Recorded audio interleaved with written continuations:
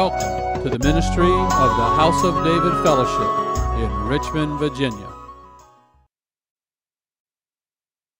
The Gospel of the Jews and the Zodiac in Romans 10.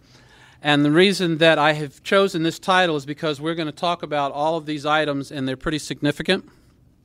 What I've done is I have put together some questions that we're going to answer in this presentation. And these are questions that I was just asked recently in Costa Rica. But I've also been asked these questions before, so I figured let's just go ahead and get a half a dozen questions out of the way in the first presentation. So the first one is, what did Abraham believe that allowed God to declare him in right standing? We see that in Genesis 15. It says, Abraham believed, but it doesn't say what Abraham believed in verse 6. Well, I'm going to show you what Abraham believed. How did the Jews hear the gospel before Yeshua was even born? Yeah. The Jews, all the Jews that were present in the Jerusalem area and in the diaspora, all knew the gospel before Yeshua ever came on the scene. We're going to find out how they knew it. The question that was asked me while I was in Costa Rica, do the Jews need to be saved to make the first resurrection? They had a certain belief down there. We're going to look at some scriptures to find out whether or not they need to be saved to make the first resurrection. This is a very generic question, but I'm going for a specific answer. What is the glory of Elohim? The scriptures define it, and I'm going to show you that. If the mind of the flesh, and this is from Romans, so you all have probably read this before, if the mind of the flesh does not and cannot submit to God's Torah, what is the implication for the mind of the Spirit? I'll repeat that question. If the mind of the flesh does not and cannot submit to God's Torah, what's the implication for the mind of the Spirit? I'm going to bring a leading Protestant Christian scholar from the 20th century, and he's going to tell you exactly what the case is.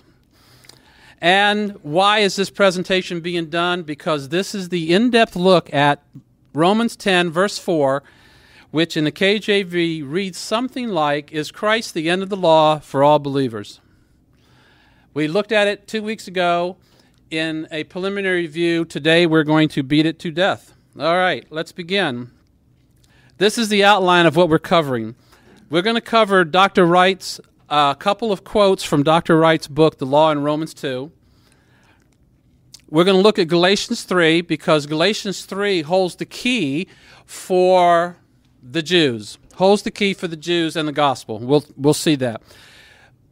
Then I'm going to look at the problem with proof texting, and the reason that I'm going to look at that is because you have to be careful with pulling scriptures out of context.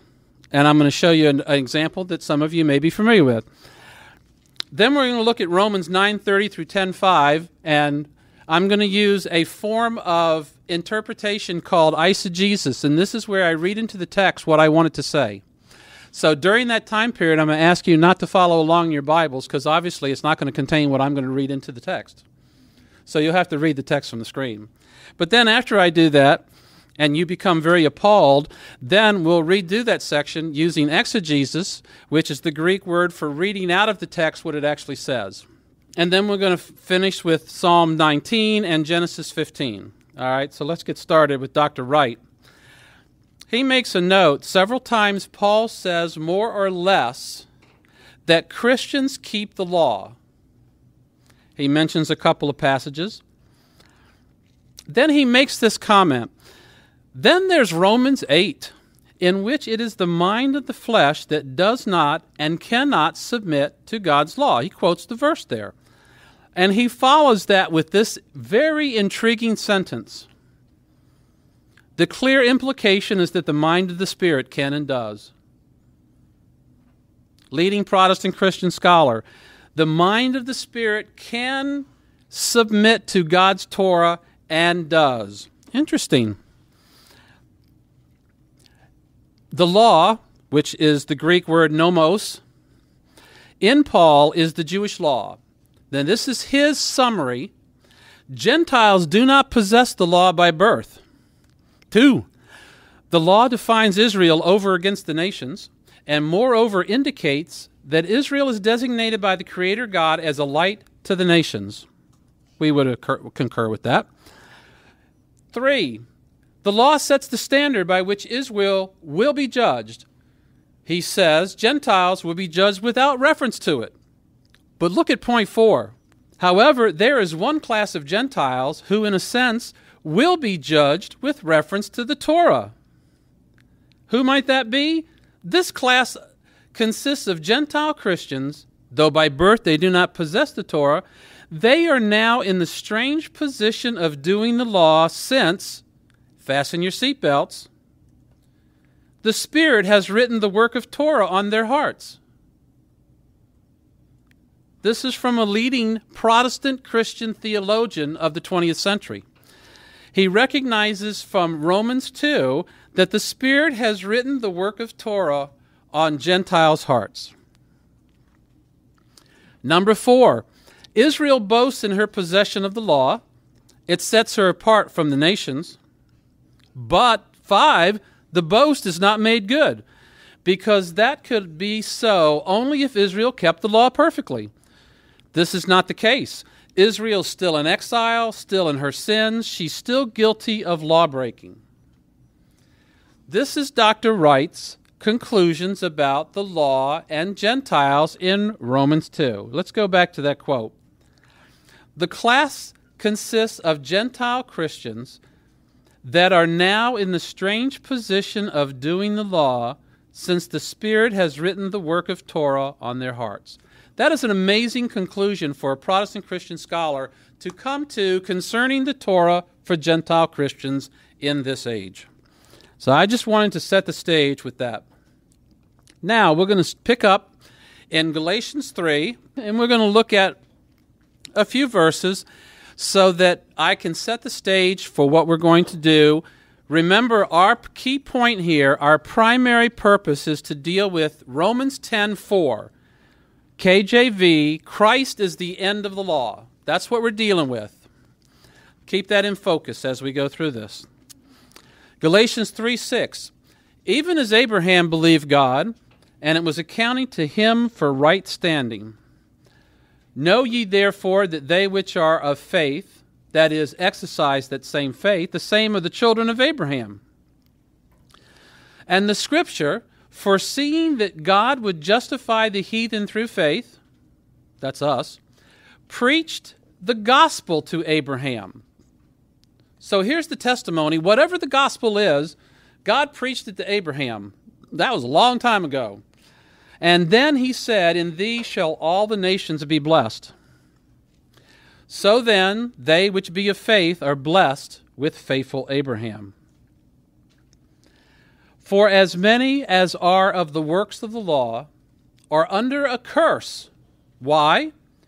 It's written, cursed is every one that continueth not in all things which are written in the book of the law to do. In other words, it is a great thing if you want to follow the Torah in your flesh, but you can't mess up once, because if you do, you are cursed. And that's a problem. But guess what? God foresaw the problem. But that no man is justified by trying to observe Torah in the flesh, in the sight of God, it's evident. Paul quotes Habakkuk, the just shall live by faith. Gosh, God made it so simple. It's so amazing. As I was putting this together this week, I was like overwhelmed at how easy this is. Verse 12. Doing the law in your flesh is not by faith, but the man that doeth them shall live in them. 13. Christ has redeemed us from the curse of the law, being made a curse for us. It's written, cursed is everyone that hangs on a tree. So, going back to verse 10, cursed everyone that does not obey the Torah perfectly. There you go. 14. Why? That the blessing of Abraham might come on the Gentiles through Yeshua the Messiah, that we might receive the promise of the Spirit through faith. God saw the whole thing from A to Z. 15. Brethren, I speak after the manner of men, though it be a man's covenant, yet if it be confirmed, no man disannulleth or addeth thereto. What is Paul talking about here? In verse 15, he's setting up a halakhic argument of light and heavy. And the way he's going about doing it is establishing that a man's covenant between a man and a man is lower than a covenant that involves God. Whether it's between God and God or God and man, a covenant between man and man is lower. So therefore, the light and heavy argument applies. He doesn't finish it, but what he's establishing here, what he's beginning to set up is, if you just have a man's covenant, forget a covenant with God. If you got a man's covenant and it's confirmed, then nobody can change it. That's the lower. So imagine if God's involved, can any man change it? All right? So why? Verse 16. Now to Abraham and his seed was the covenant made by God. But here's an interesting note that Paul brings out. He says, and to seeds, he said not as to seeds as of many. In other words, it wasn't plural, but as of one, singular, to thy seed, which is Christ. Once again, he's quoting Genesis, which we will break down in just a moment. But as you can see here, he is bringing out that a covenant between man and man, if it's confirmed, nobody disannuls. So what about a covenant between God and man?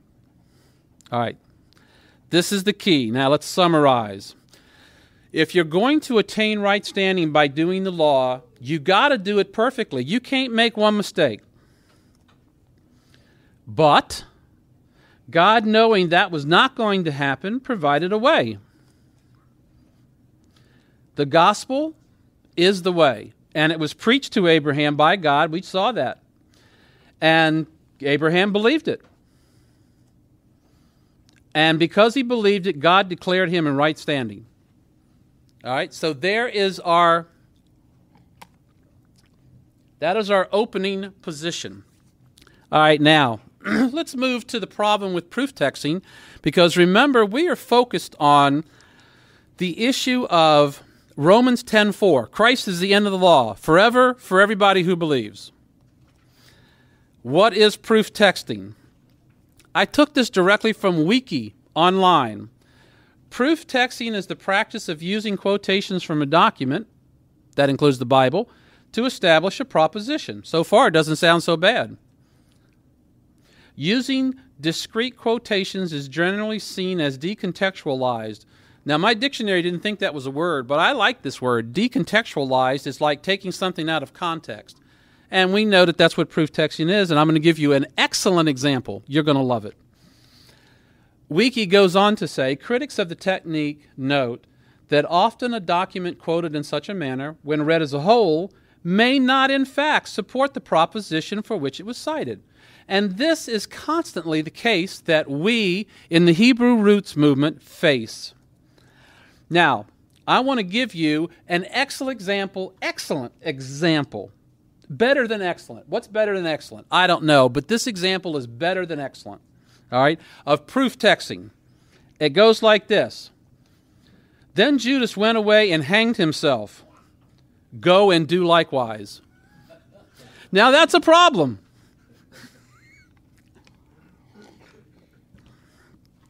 So therefore, we have to be careful with proof texting. We need to be sure that when we are quoting something, we're quoting it with context. Now, eisegesis, this is the interpretation of a text, like the Bible, in which we read into it what we want it to say. And this comes in very handy when I'm trying to make a case and I know I can't. All right? I also would qualify it under proof texting and out of context-ing. All right? Because taking stuff out of context is a problem. Romans 10:4, Christ is the end of the law. I'm keeping you focused on what we are solving. All right? When this verse says that in the KJV, what are they? The editorial committee that wrote the KJV and came up with Christ is the end of the law, what were they really saying? That is the question we're going to answer. All right. Here's where you need to pay attention to my slides and not look at your scriptures, because otherwise you're going to actually read the Word of God. That's not going to work. I'm starting at Romans 9:30, and we'll go to Romans 10:5. So just enjoy. What shall we say then? That the Gentiles, which followed not after God's righteous standard, have attained right standing by faith. But Israel, which tried to fulfill God's righteous standing in the flesh, hath not attained right standing. Why? Because they sought right standing not by faith, but as it were by trying to keep God's righteous standard through fleshly effort. They stumbled at that stumbling stone, Yeshua. As it's written, Behold, I lay in Zion a stumbling stone and a rock of offense, and whosoever believeth on him shall not be ashamed. Brethren, my heart's desire and prayer to God for the Jews is that they might be saved. For I bear record that they have zeal, but they're not going to be saved the way they're going about it. For they, being ignorant of how God wanted it done, could not fulfill God's righteous standard in the flesh. Therefore, Christ abolished God's righteous standard forever for all believers. Now, Moses describes God's righteous standard in the Torah this way. Then he quotes Leviticus 18. And I ask you, what did that say? Does it make sense here that the translation, Christ abolished God's righteous standard forever for all believers, does that fit because the Jews were not able to fulfill it in the flesh? Doesn't fit the context. All right, now let's rewind and do it again. What shall we say then? The Gentiles, which followed not after God's righteous standard, have attained right standing by faith. But Israel, which followed after God's righteous standard, hath not attained right standing. Why? Because they sought right standing not by faith, but as it were by trying to keep God's righteous standard through fleshly effort. They stumbled at the stumbling stone, Yeshua. As it is written, Behold, I lay in Zion a stumbling stone and a rock of offense, and whosoever believeth on him shall not be ashamed. Brethren, my heart's desire and prayer to God for the Jews who are not believers is that they might acquire right standing by believing in the finished work of Yeshua. I bear record that they have a zeal to be found in right standing before God, but they're not going about it the right way. For they, being ignorant of how God imparts the status of right standing, went about setting up their own way, and have not submitted themselves unto the way God designed. Therefore, believing in the finished work of Yeshua is the goal of the Torah for right standing before God for all believers, Jewish and Gentile. Now, Moses describes God's righteous standing in the Torah this way: The man which does these things shall live by them.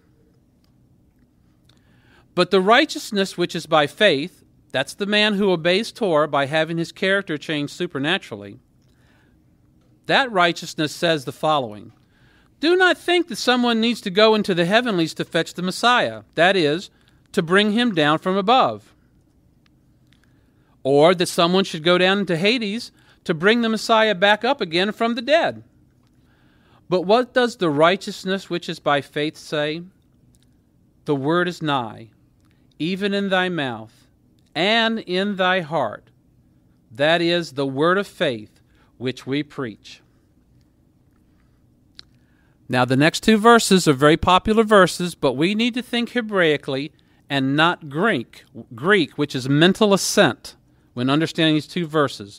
For example, to recognize someone as Lord using a Greek mindset acknowledges their position, whereas Hebraically means you submit with your whole being to their lordship. Here we go. Verse 9. If thou shalt confess with your mouth that Yeshua is Adonai and order your life accordingly, and shalt believe in your heart that the Most High God hath raised him from the dead, thou shalt be saved. For with the heart man believes in the finished work of Yeshua and is granted right standing. And the mouth is used to acknowledge what is in the heart. For the Scripture says, whosoever believeth on him shall not be ashamed. For there is no distinction between the Jew and the Gentile as regards how to achieve right standing.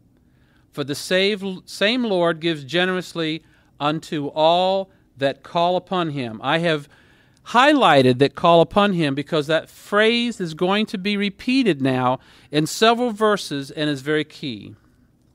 13. Whosoever shall call upon the name of the Lord shall be saved. And in this particular case, the Hebrew and the Septuagint in Greek do not align, so that's why I gave you the second reference there.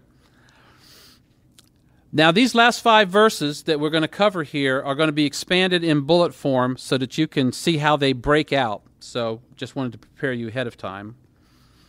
14. How then shall they call on him in whom they have not believed? In other words, you can't call on him for salvation until you have believed that God has raised him from the dead. All right? But how can they call when they haven't believed?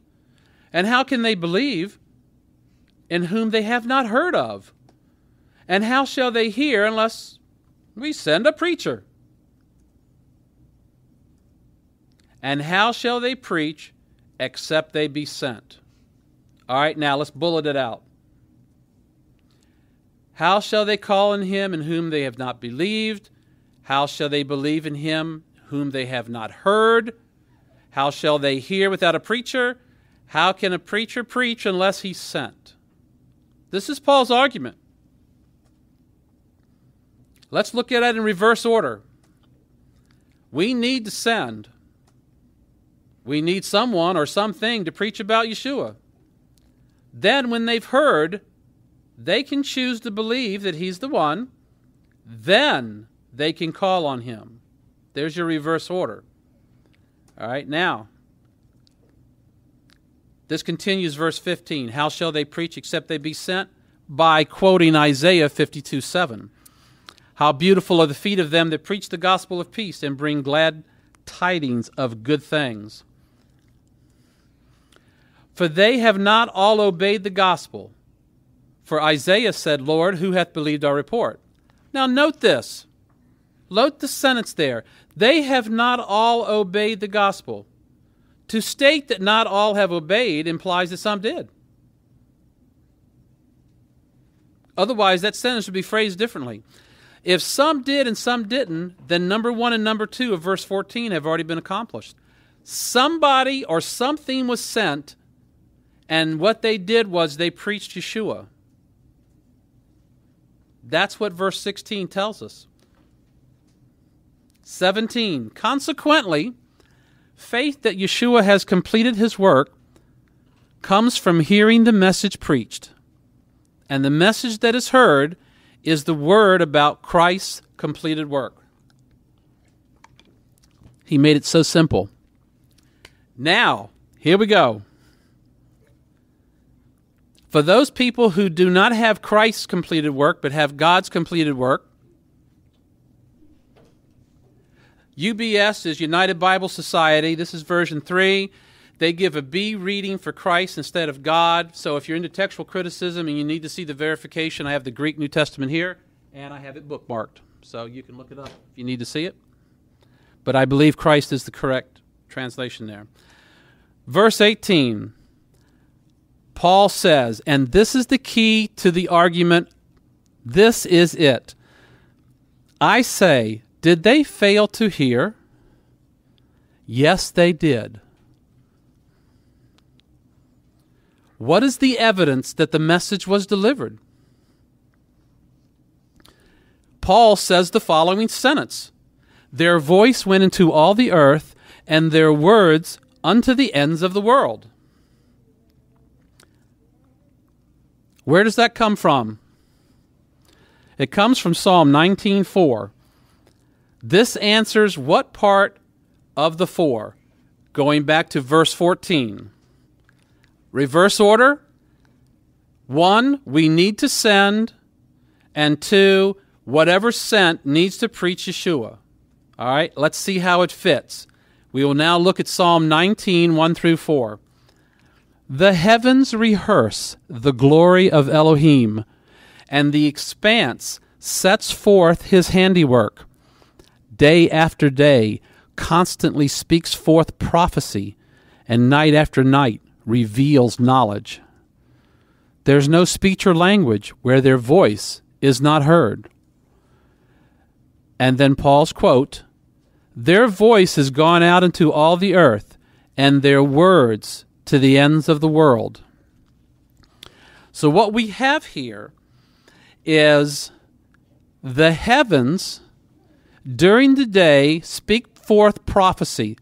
This is an expanded Hebrew translation. I have translated these 4 verses from the Hebrew myself. There's no place on the planet, no matter what your language is, where you cannot understand what is taking place. And then Paul quotes verse 4 to say that it's gone out into all of the inhabited world. And this is how the Jews knew the gospel before Yeshua was ever born, is right here. Now, how does that work? Well, let's go to Genesis 15 and see how it worked for Abraham, because if you remember, Galatians said God preached the gospel to Abraham. Verse 18, the scripture foreseeing that God would justify the heathen through faith, preached before the gospel unto Abraham, saying, in thee shall all nations be blessed. 3:16, I'm just reminding you of what we've already read. Now to Abraham and his seed were the promises made. Now he didn't say to seeds as many, but as of one, and to thy seed, which is Yeshua. Now let's look at verse 5 of Genesis 15. Look toward the heavens and tell the story of the stars in their order. And God said unto him, so shall your seed be. This is what Paul quoted in Galatians 3. Seed is not plural. I used to read this verse and thought that it was talking about, look at all the stars in the heavens, and that's how the multitude of your inheritance is going to be. But Paul corrects that by saying that seeds is not plural. Seed is singular. And he says that it's referring to Yeshua. So what is happening here is that Abraham exits his tent and is told to look toward the heavens, and whatever you see up there, that Yeshua is up there. Now, continuing. 3:6, Paul says, Abraham believed God, and it was accounted to him for right standing. Well, here's verse 6. This is what he was saying. Abraham believed what God said about the plan of redemption, including that the one who would save his people from their sins will be in his lineage, and reckoned him with right standing. The exact same thing that we do is what Abraham did. So let's go back to Psalms 19, verse 1. The heavens declare the glory of God. We're going to take a look at the Zodiac, also known as Mazaroth, from Job 38:32. I have shown here a list of all of the animals. Not all of them are animals, but, the pictures here. And I have listed all the tribes of Israel that are associated with each one and pointed out the stars. Like I said, you can have the PDF of this. And I'm going to give you a little background just so you can see where this is coming from. The basic concept is that God identified specific stars in the sky and assigned them meanings based on their names and positions. And according to a lot of ancient histories, this was started with Adam and then was passed down to Seth and Enoch. And if you read the book of Enoch, you will find this information there. Josephus, in the first century historian, even quotes that the revelation of the two coming judgments of water and fire not be lost. There are 12 primary signs along the orbital plane and they are the same in the ancient nations of the world. I have done research on this for several years and have found that all the nations at the time of Yeshua's birth understood the pieces meaning very similar things, and I'm going to point out a couple. But before I do, I want to identify directly from the Scriptures where the constellations are mentioned. Of course, we've already spoken about Job 38. Mazaroth, meaning the constellations, talks about the bear and her sons, which are the smaller stars. Job 9 mentions the bear again, Orion and Pleiades, and the chambers of the south. He calleth them by name. We find that in Isaiah in a couple of places. I think Isaiah 40:26 is one of them, and Psalm 147:4. And these are some of the mentions here, Pleiades and Orion in Amos. He who made Pleiades and Orion and changes deep darkness into morning is in Amos. And Castor and Pollux is mentioned in Acts 28, which are known as the twins. So we see a lot of them mentioned. One of the things that was a mystery to scientists until they discovered gravity was the question in Job 38. Who can bind the cluster of Pleiades or loose the bands of Orion? They never could figure it out because they didn't know gravity existed. But then when they found out that gravity existed within the star clusters, they were able to understand what this meant. I thought that was interesting. So going back to Genesis 15, follow each constellation, reciting the associated story by the name of each star. Each star also contains what is known as 3 decans, which comes out to 48 stories. Each of the 12 signs are also associated with the 12 tribes. So I'm going to give you 2. The first is Virgo, the promised seed of the woman, and it is a picture of a woman, as you can see on the screen there, although it's not real clear. It is up there. She has a branch in her right hand and ears of corn in her left. We know that Yeshua is referred to as a branch. In Egypt, it was known as the seed. Virgo is associated with the tribe of Zebulun, where Nazareth is located. The bright stars, these are their meanings. Gloriously beautiful. Who shall have dominion? The Son who cometh. And the 3 decans are the desired from Haggai, the despised from Isaiah, and the coming one from Revelation. And some of the more minor stars underneath also have names, and you can see those in Job 9 and Zechariah 12. Here's a picture of it, and I tell you what, if somebody didn't point that out to me, I would never see a woman standing there. But that's just the way it is. All right. Number 2, Libra, the balances. The price deficient, balanced by the price which covers. Here you can see some of the different languages, the scales, purchase and redemption, the station of propitiation. Associated with Levi, I mean, who else would it be associated with? Here is what I was very impressed with. Of the 3 stars, based on their names, one is the price deficient, one is the price which covers, and one is the price of the conflict. And I was like, man, that couldn't just be a coincidence. The 3 decans, we have the cross, which is in the southern part, and the Hebrew means cut off. We have the victim slain, and then we have the crown bestowed. So this is just a brief, quick look at a couple of the constellations, how they contain the gospel story. Here's a picture of the scales. Once again, I would have no idea, but that's how it is. All right, so now let me conclude this brief little review. Let's go back to our questions. Abraham believed something that allowed God to declare him in right standing. We know that Abraham had the gospel preached to him, so it looks like when he looked at the stars and saw Yeshua, he was believing the gospel. Now, how did the Jews hear the gospel before Yeshua? Paul says that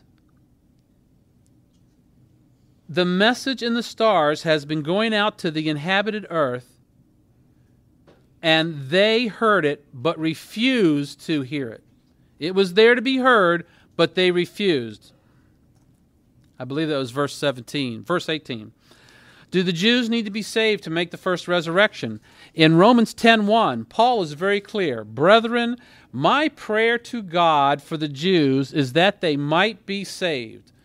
If they are already saved and making the first resurrection, why would he pray to God that they might be saved? That would be my question. What is the glory of Elohim? It is the plan of redemption that he has provided for mankind, that he has made available in the stars, written by his own hand, the great watchmaker at the time of creation, that no man could reach up and change, that has preached the plan of redemption all the way up to the time of Yeshua. Psalms 19:1. Now, getting back to the quote from Dr. Wright, if the mind of the flesh does not and cannot submit to God's Torah, what is the implication for the mind of the Spirit? I believe that leading Protestant Christian scholar got it right. The works of the Torah have been written on the heart of the Gentile believer. Therefore, the implication is those with the mind of the Spirit can and do submit to God's Torah.